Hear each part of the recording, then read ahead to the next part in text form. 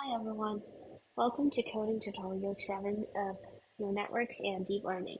My name is Everly. Today we're going to talk about CNN representations. Recall in class we introduced you to CNN representations where through visualizations we can learn about a lot about what's going on inside the model in the intermediate layers.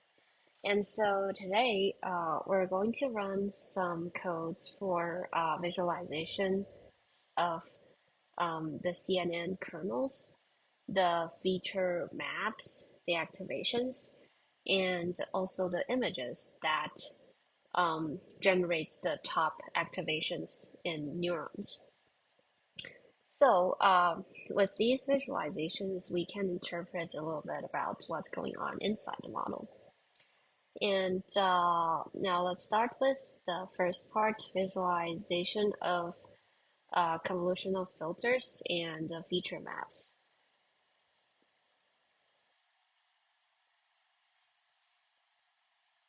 All right, so let's start with the first part. So first of all, we need to prepare an image so that we can visualize the feature maps. So let's load an image. Here is the code for loading and requesting from URL an image into our code, and also the pre-processing before inputting the image to the Keras model. And this part has been covered in the previous coding tutorial, number 6. If you're not familiar with all this, you can go back and watch the video there. So now let's just run this cell. And this time we're using this image of a cat. And then let's move on to the second part. So um, for the second part, we are going to visualize the filters first. So let's load a VGG16 model, and then with that model would be pre-trained by ImageNet, and let's plot the kernels from that model to see what features the kernels are looking for after training on such big data set. So let's import VGG16.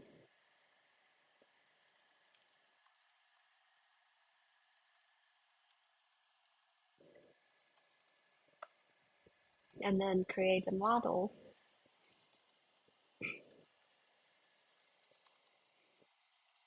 with ImageNet pre-trained model.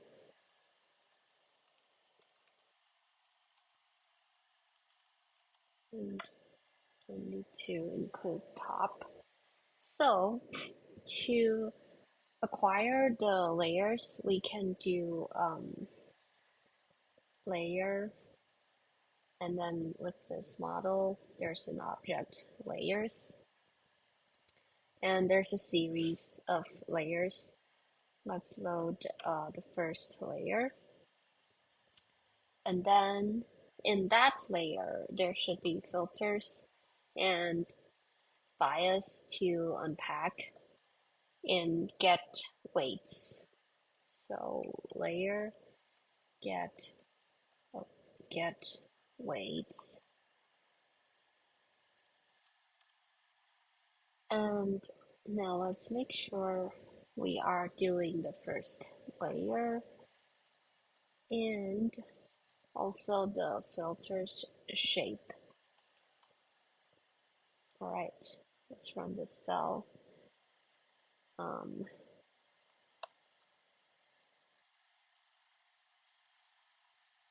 so so in this layer, the kernels are all 3 by 3, and then the input is the first 3 color channels RGB from the image, and then the output is 64 of the size. So with that, let's visualize the first few layers, the first few filters.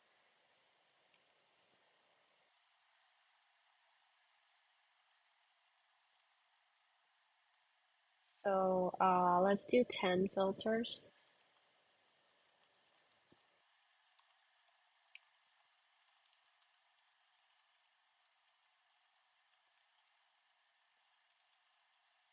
And then there are three channels. So here we are going to make a plot that includes 10 filters by three channels. So with that, we're going to utilize the pyplot subplots function. If you're not familiar with it, you can check out this documentation. Basically, it helps us to manage the layout of subplots, and here's how we can use it. I'll put a figure and axis and call plot subplot, and the first dimension is this. The second dimension is channels, and we can assign a figure size, make it less wide but longer. Okay, so let's build a for loop to print out the first 10 filters from the 64 and then separate the three channels. For filter number in the range of 10, and then for every channel,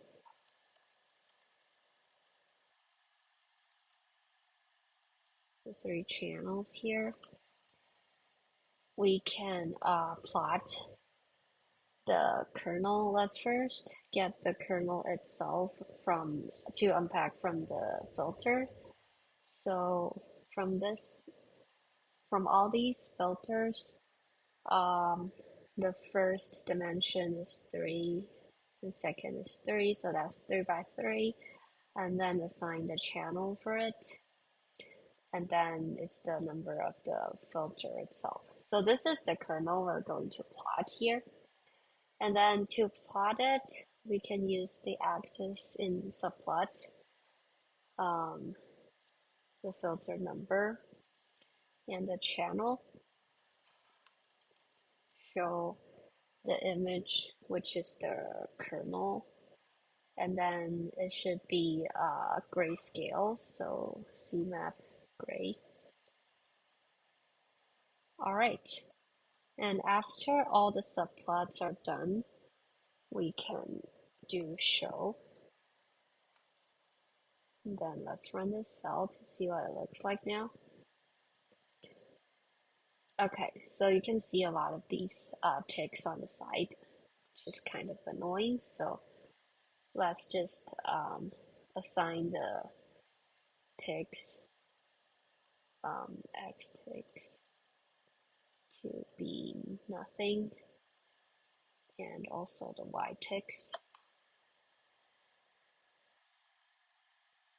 Whoops.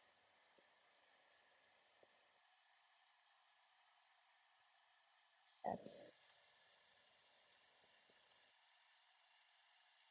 All right. So now let's take a look at the plot. We can see some patterns here with the corner, and so this is how we examine our our model channels. And these are the filters printed by different colors input of RGB.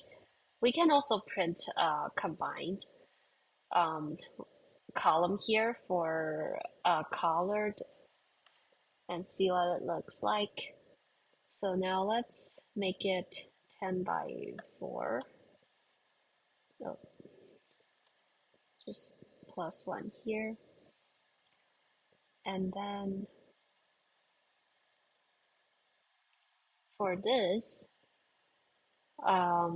time we don't assign the channel, just include everything, and it's no longer grayscale. So, all right, with that, the channel here should be the fourth column. So let's run this again. And now we're seeing the combined kernels. Okay, so basically this is how we visualize the kernels. And with that, let's move on to the next step. With this cat image, let's try to visualize some feature maps in the intermediate layers.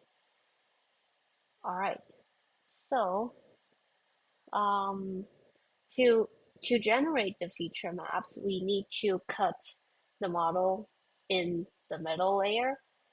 So what we can do is from Keras models, we can import model object, and then we can create a new model with the input the same, and then the output should be, let's say again, the first layer,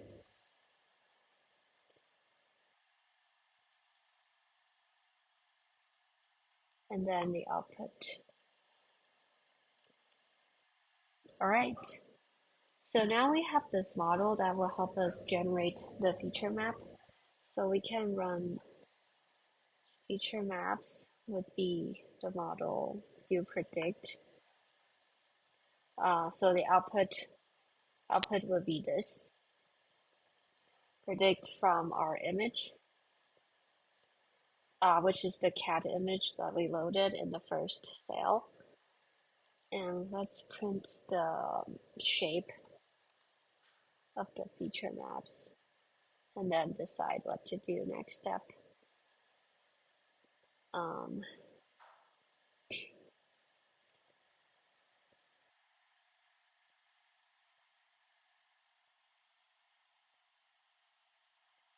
so So the shape is 1 by 224 by 224 by 64. So 64 here is the output of the first layer, the number of feature maps of the first layer.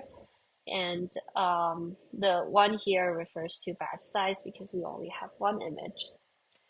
So that makes it simple. We can again create a subplot.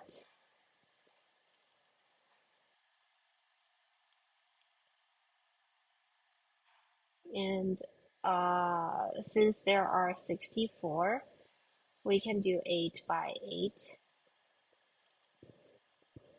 And for the feature maps, you can assign a desired resolution here. So for y-axis, that's 8 by 8. And then for x-axis,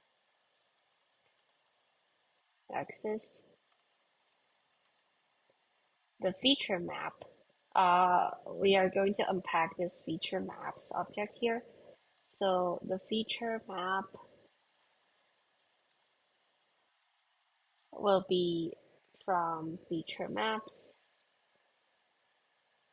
and then the first image, the size of the feature map is 224 by 224, and then the number of feature map would be y times 8 plus x. All right, and then we can again do image show.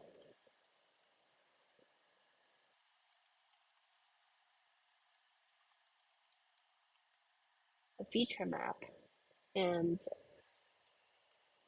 since it's no longer colored, so we are just doing grayscale. And let's just copy these over.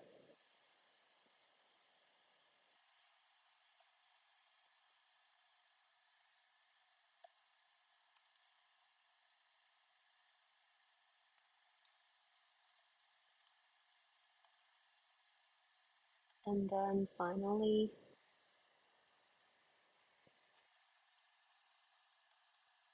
show. All right, now let's run this cell and um, see the visualization of the feature maps in the first layer. All right, so these are the feature maps generated from the above filters that we see, and you can see different focus. Like for example, there are ones that emphasizes the body but not the background and not the eyes, and there are ones that emphasize um, um, the edges, which is the top edges of the cat and also the edges between the fur and eyes and so on. So you can see in this visualization what kind of features are extracted after the first layer. And you can also try to plot other feature maps from other layers to see what's the difference there. All right. So that is all for the first part. Let's move on to the second part. In this part, we're going to dig a little bit deeper. Um, so aside from just examining the features and the weights in the learned model, what we can also do is that um, we can examine, like from these kernels trained by the model, what are the features or what are the images that um, that that active that generates the most activation from these kernels, and uh, so we can call that the response. Um, so when we input an image, the the kernels goes through the whole image and then generates a feature map. So if the resulting um, values of the output of these neurons are high, then it means that the response of this image the response of the kernels from this image is high. And we're going to examine when we have a larger set of data, we can find the images that maximally activate these units, and then see if we can find some trend there in these images. So the first thing you can do is to download data from here. And then if you unpack, this is a zip file. If you unzip that, you will get a data folder. So you will get a data folder. You can upload it to your Google Drive. And when you go into this folder, there's a folder for images, and there's also a pickle file for the annotations. So in this part, we're going to practice a little bit of how to load a larger data set. So let's run connect to Google Drive first.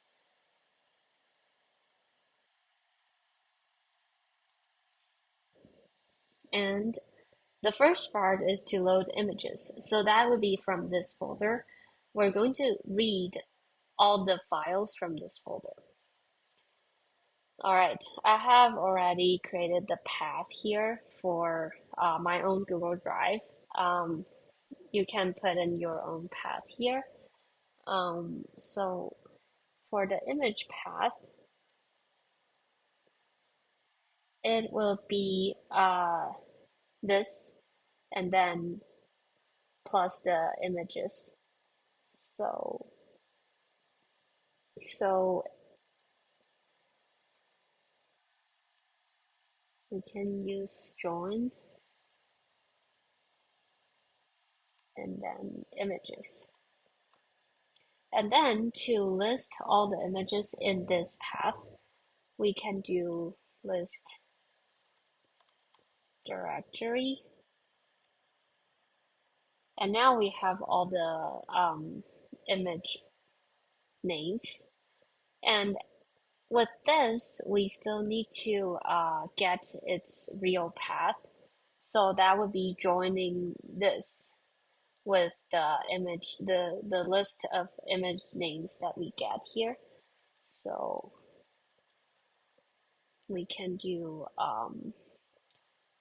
for image path in the paths,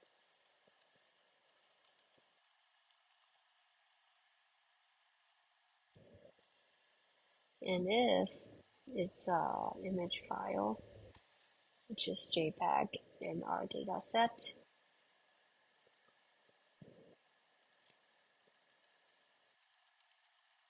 then the the path itself should be joining this and images, and then the image name. All right, so with that, we have a list of all the image paths now. And the next step to do is to read the images from these paths one by one. So we can create a for loop here. Let's first create an array, and then a loop.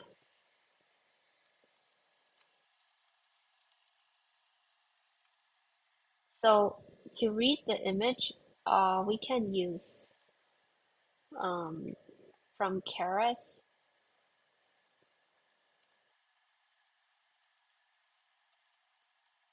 processing image, import um, image to array. And so with that, we can just call image is Keras utilities, and then use load image,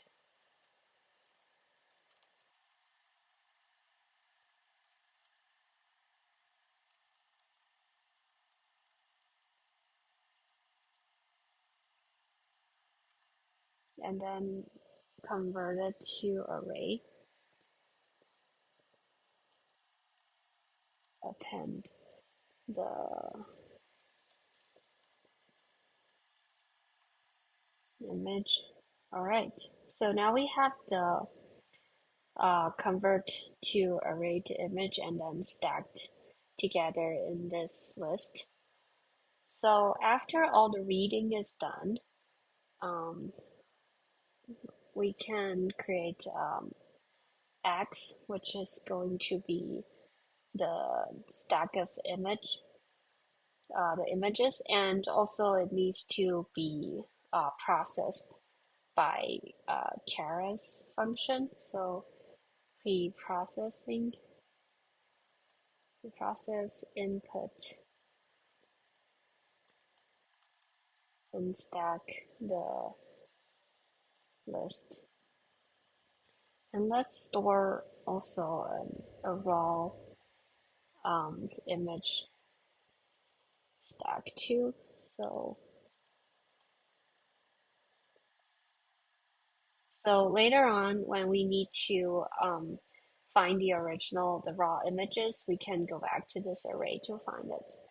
And finally, let's print the shape of it.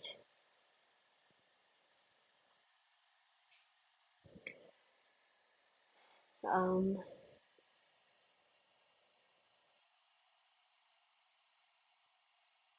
it's not, okay, the path, excuse me.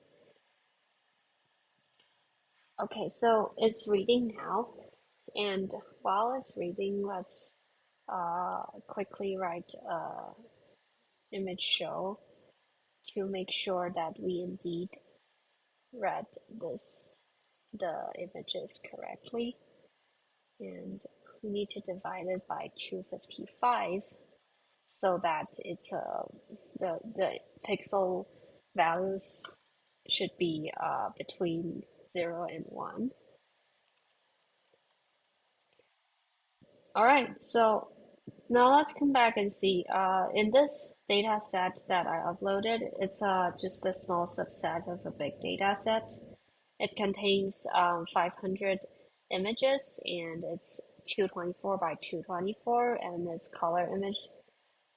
These are color images, so there are 3 color channels. And let's just show the first image here. Okay, so we indeed read the images correctly. And this is usually how you process reading an image data set. And then the next part would be to load the annotations. So recall that we have an annotation file, which is a pickle file here. So if you haven't used pickle before, it's an object structure that stores your data. And this is very commonly seen in deep learning. A lot of data sets are built based on pickle. There's also JSON that is a very popular choice of data structure too to store data. And these are the Pickle and JSON are very similar.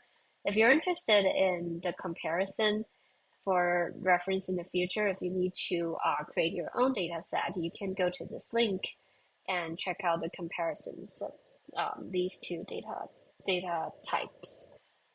So let's import pickle first to read our file. And let's open the path should be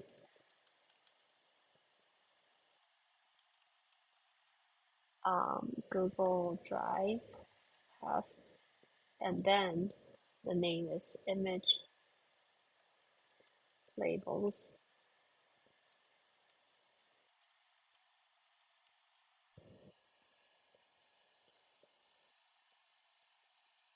Then read.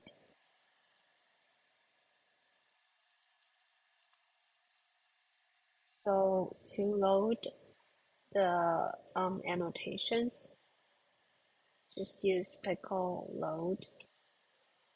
And then you should have Y ready too. And now let's check out what is the data structure of Y. Let's first see what data type it is. So it's a dictionary.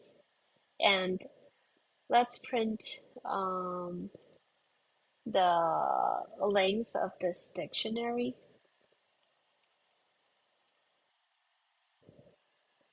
Okay, it's 500. So this corresponds to the 500 images we have here. Now let's go a little bit further. Let's print out the keys. So it looks like the keys are the IDs of the images. So let's just print out the first one, say this, and see what is in there. All right, so we just print this first image annotation, and looks like there's the category. That's the label for this image. Now let's see how many different categories are in this data set. So we can use in NumPy, we can use unique, and then for to unpack the Y items, there should be first the ID, that's the keys that we just printed here, and then a category name, and then it looks like it's category ID over here. So when we unpack this, we can just create another list with all the category names and then apply it to unique to see what are the unique categories here. So it looks like there are 10 categories in total. And if you do the same for ID, it should be also be 10. All right. So now we've learned enough about this data set. There are in total 500 images, and each image is labeled with um, the category here. So now, with uh, reading the images and then reading the annotations, we can move on to the next part. Um, so first, we need to load a model, and then again, we need to cut the model in half to get an intermediate layer features. And so this time, let's try to use a different model, ResNet.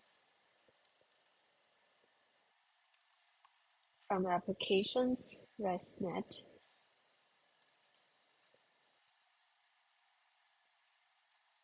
ResNet 50, and then just create the model first, initialize it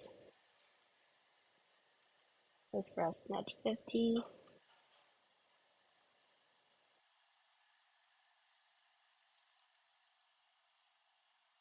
Okay, and then, whoops,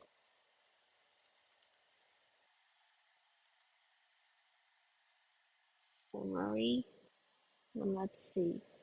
So ResNet is relatively a lot larger than VGG. Okay, we can see a lot of layers here. Now we can just choose a layer that is a little bit um, before this. Okay, let's do convolutional 2 and block 2 output. So that would be here. Okay, so this is convolutional 2 block 2 output and is after the activation. So let's use this one and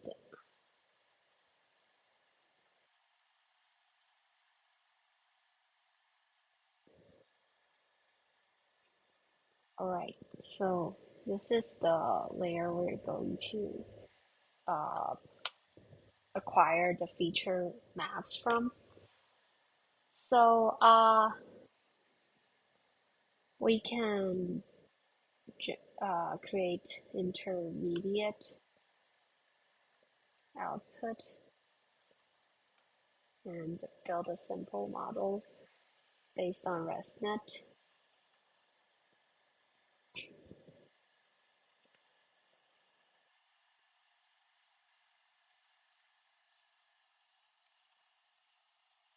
And then for output, it's the model itself, and then get layer,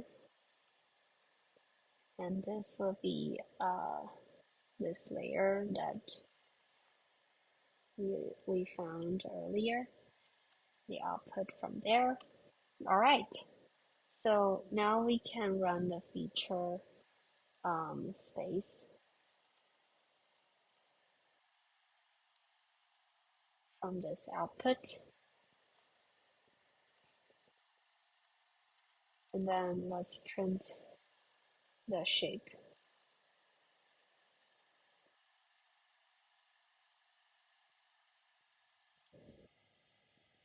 All right, so it's done running.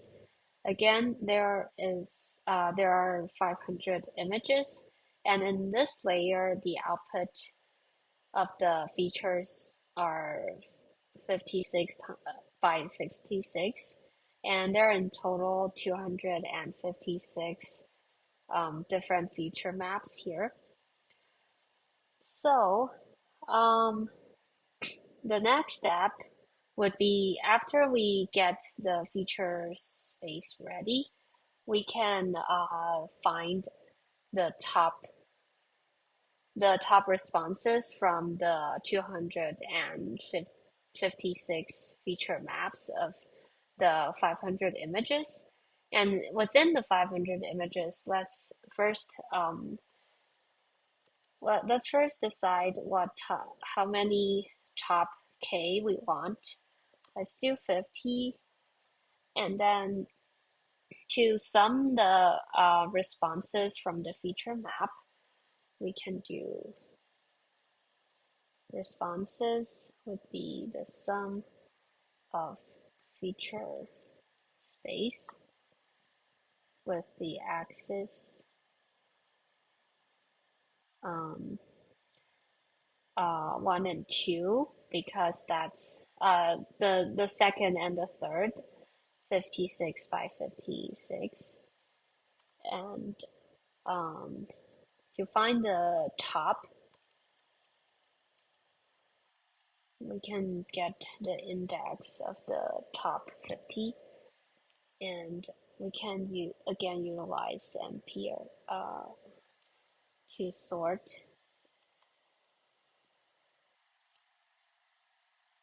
the responses, and then axis would be to be sorting the 500, so that's 0 here,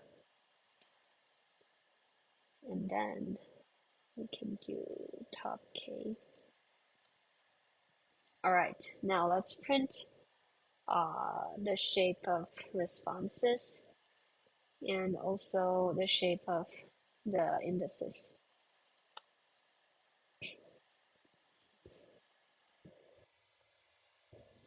All right, so as we assigned, responses is still 500, but there's only 255 values here for each image because that's the sum of 56 by 56 responses.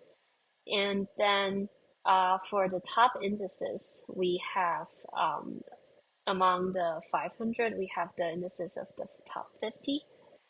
All right, with that, we can move on to visualization. Again, we are going to use subplot.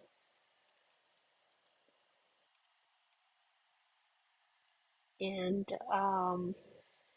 so there should be 256 in total, but let's just plot again 64, that's 8 by 8. We can again assign the resolution. And then let's create a for loop to acquire the the responses.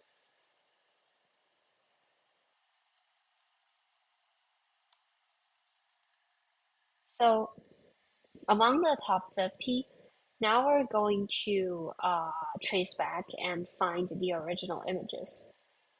And so let's get the top response images. And that would be a list of, remember we have images raw, that is the raw image pixel values, and then for the index in top indices, in the top indices we're going to do all these, and then for each map number, because we're not going to do all of those, we're only plotting 64, and here would be the image index. Okay, so now we have a list of the top images. That should be 50. And then we can do the average of the images.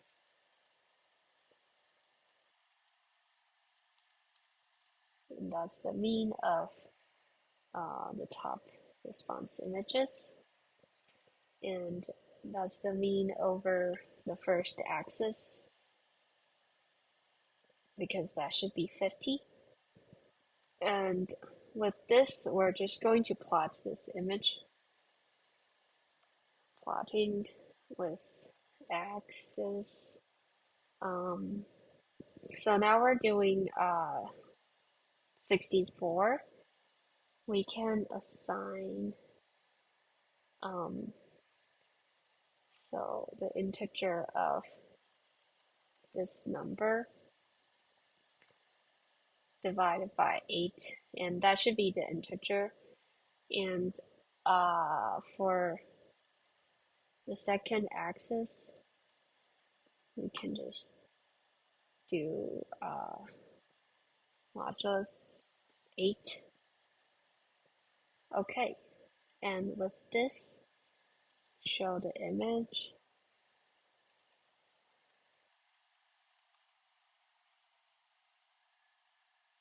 And we are again going to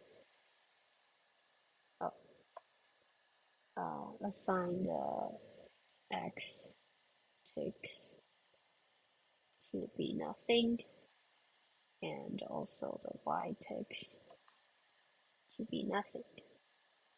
Alright, after all the plotting is done, show this figure.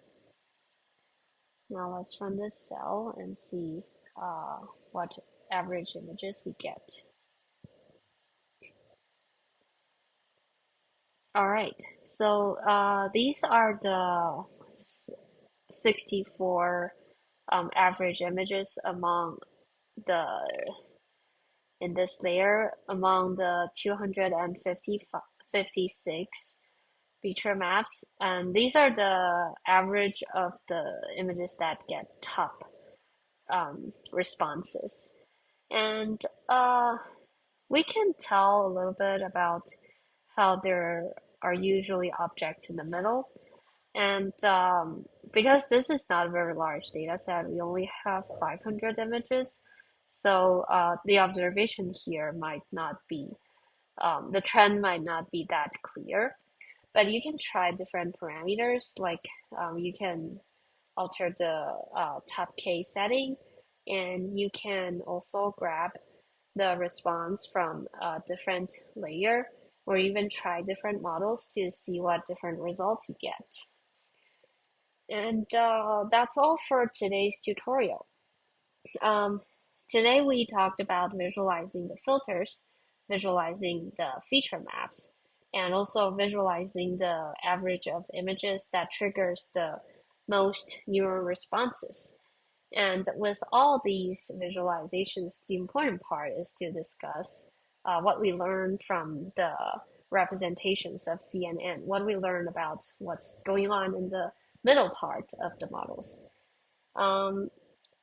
Please feel free to stop by my office hours or just ask questions on Piazza. And also part 1 tutorial is adopted from this link. And that's all for today. See you next time.